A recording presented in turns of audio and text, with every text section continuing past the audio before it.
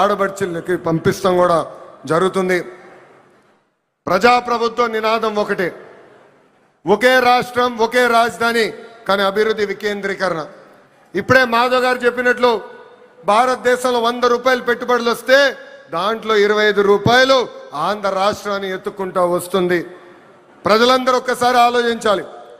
Google Arcelor Mittal ఉత్తరాంధ్రకి తీసుకెళ్ళాం, రాజధాని quantum కోస్తాంధ్రకి తీసుకొచ్చాం, ఏకంగా ఫైటర్ జెట్లు రాయల్ ఎన్ఫీల్డ్ ఈరోజు రాయలసీమకి తీసుకొచ్చిన ఘనత ఒక ఎన్డీఏ ప్రభుత్వాన్ని. మనది గొడ్డలి, మనది గూగుల్, వాళ్ళది గొడ్డలి. మంది ఫైటర్ జెట్, వాళ్ళది ఫ్యాక్షన్. మంది కియా, వాళ్ళది కిడ్నాప్. మంది క్రెడిబిలిటీ, వాళ్ళది క్రిమినాలిటీ. మంది డెవలప్మెంట్, వాళ్ళది డిస్ట్రక్షన్. మంది బుల్లెట్ అవుతే వాళ్ళది బూతులు. మనం మహిళలకి 33% రిజర్వేషన్ ఇస్తే ఏకంగా తల్లిని చెల్లిని మెడబట్టి బయటికి గంటేసిన చరిత్ర ఆ గొడ్డలి పార్టీది.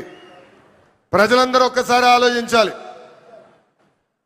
జగన్ ఆయన పేరులో జీ చూసి జెన్జీ అనుకుంటున్నాడు. జగన్ పేరులో ఉన్న జీ గొడ్డలి, అందుకే ఆ పార్టీకి గొడ్డలి పార్టీ అని ఈరోజు పేరు పెడతాం జరిగింది. జగన్కి సిసిడి జబ్బు ఉందండి. సిసిడి అంటే ఏంటో తెలుసా? క్రెడిట్ చోరీ జబ్బు, క్రెడిట్ చోరీ డిసార్డర్. ఏకంగా పేపర్లో వార్తలు వచ్చినాయి, ఆంధ్ర రాష్ట్రానికి ఆర్సిలర్ మిత్తల్ ప్రాజెక్ట్ వస్తుందని. ఆయన ప్రెస్ మీట్ పెట్టి ప్రాజెక్ట్ రావట్లేదు, పక్క రాష్ట్రానికి వెళ్తుందని చెప్పారు. గౌరవ ముఖ్యమంత్రి గారు, ఉప ముఖ్యమంత్రి గారు ఆ ప్రాజెక్ట్కి శంకుస్థాపన వేస్తే లేదు నేనే ఆ ప్రాజెక్ట్ని తీసుకొచ్చానని ప్రెస్ మీట్లో చెప్పే పరిస్థితి మనందరం చూసాం.